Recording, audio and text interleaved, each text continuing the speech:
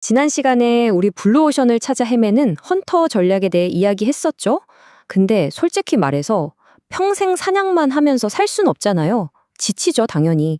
그래서 오늘은 우리가 잠든 사이에도 저절로 자라나는 그런 브랜드를 만드는 법, 바로 농부 전략에 대해 제대로 한번 파헤쳐 보겠습니다. 자, 오늘 우리가 함께 걸어갈 길을 한번 볼까요? 먼저 헌터랑 농부가 대체 뭐가 다른지 그 결정적인 차이부터 짚어볼 거고요. 그리고 우리의 씨앗을 어디에 심어야 가장 잘 자랄까?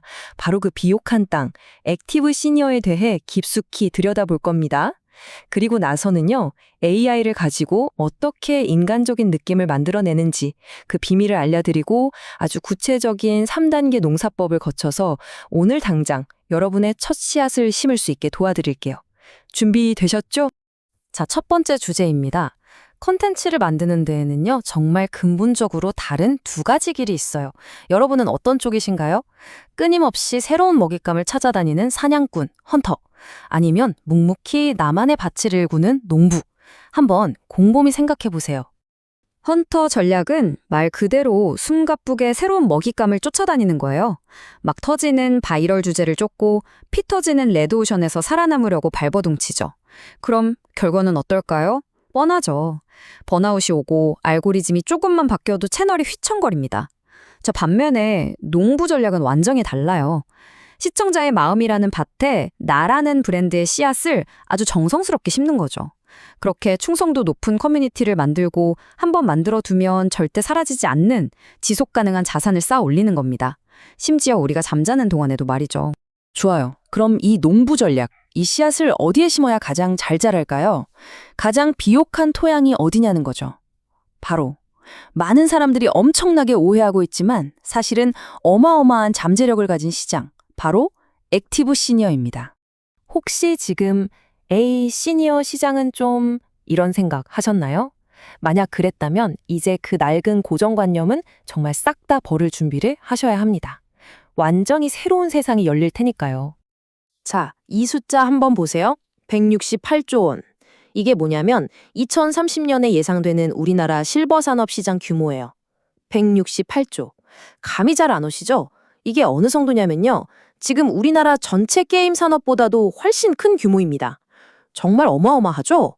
이제 이 시장이 그냥 틈새 시장이 아니라는 거 확실히 아시겠죠? 어르신들은 스마트폰 잘 못 쓰잖아? 이런 생각, 이제는 진짜 옛날 얘기입니다. 60대 스마트폰 보유율이 벌써 90%를 넘었어요. 그리고 이분들은 더 이상 그냥 조용히 계신 분들이 아니에요. 58세대라고 불리거든요. Old people with active lives. 그러니까 활기찬 인생을 사는 노년층이라는 뜻이죠. 시간이 남아도는 게 아니라 취미생활, 커뮤니티 활동으로 누구보다 바쁘게 사시고요. 패션이나 뷰티 같은 최신 트렌드에도 엄청나게 관심이 많으세요. 일본의 유명한 시니어 잡지 하루메쿠 편집장이 이런 말을 했어요. 기발하고 화려한 걸 하는 게 중요한 게 아니다. 진짜 중요한 건 얼마나 깊숙이 독자의 일상 속으로 들어갈 수 있느냐다. 와, 이게 바로 농부 전략의 핵심을 정확히 꿰뚫는 말 아닐까요? 결국은 진심과 공감이라는 거죠. 자, 그럼 이제부터 정말 흥미로운 얘기를 해볼게요.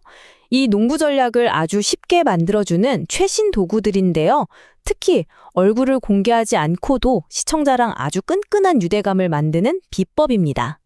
이게 바로 그 비법, AI 페르소나 툴킷입니다.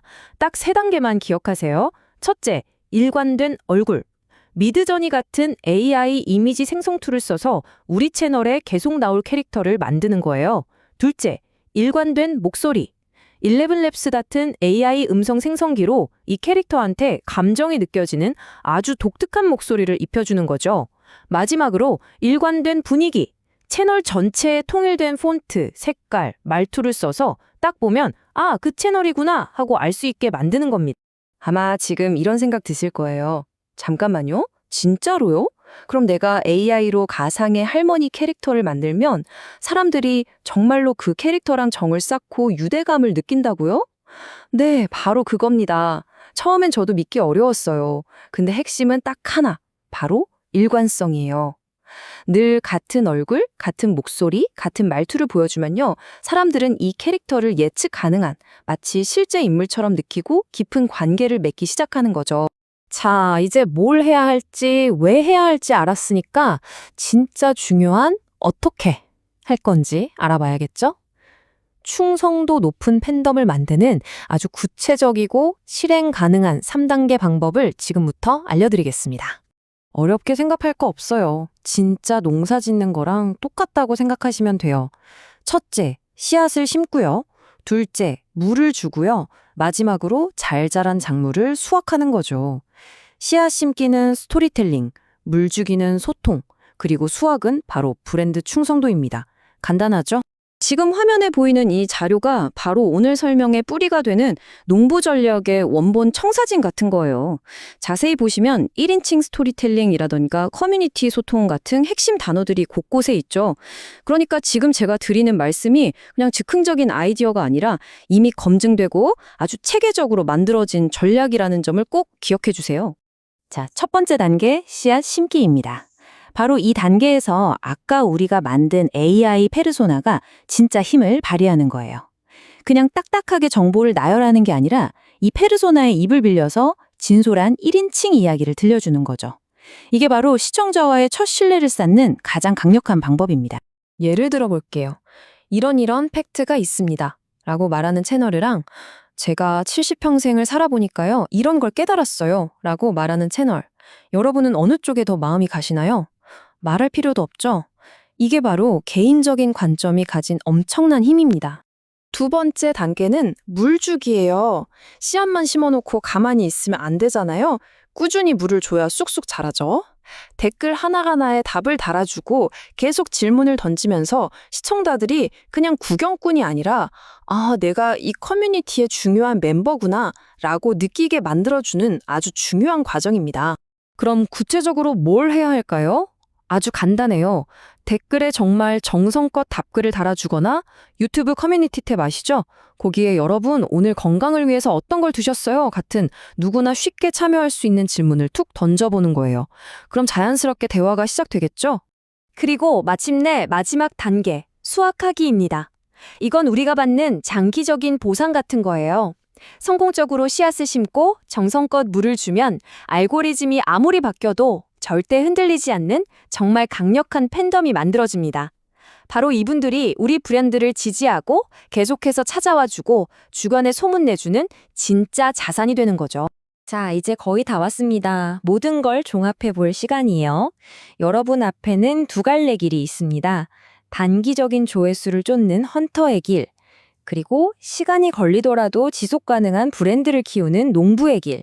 어떤 길을 선택하시겠어요? 그 선택은 오직 여러분의 몫입니다.